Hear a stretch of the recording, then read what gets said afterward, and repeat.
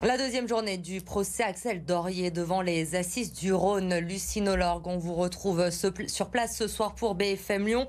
Lucie, beaucoup d'émotions encore aujourd'hui dans la salle d'audience. Les proches d'Axel Dorier, notamment présents le soir du drame, ont témoigné. Parmi eux son petit ami, mais également ses frères.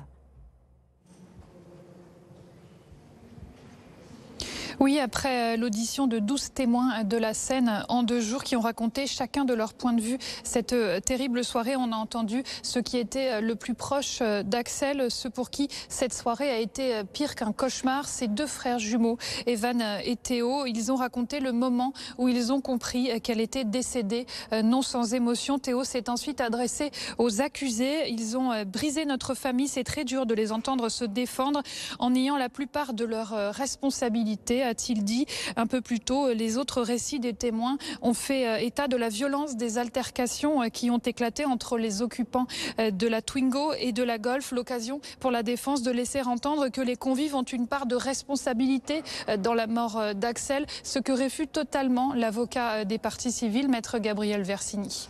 Leur comportement, on le dit avec beaucoup d'objectivité et de sincérité, n'est pas à l'aune de ce qu'on pourrait espérer. Voilà.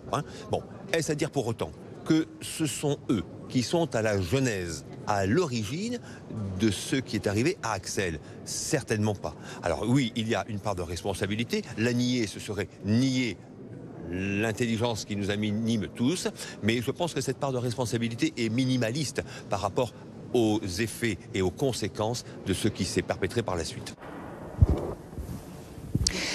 L'audience va se terminer ce soir avec l'audition d'un expert en accidentologie.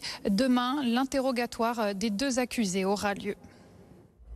Merci Lucie, on le rappelle, le verdict est attendu vendredi, donc avec l'accusé qui encourt 20 ans de prison.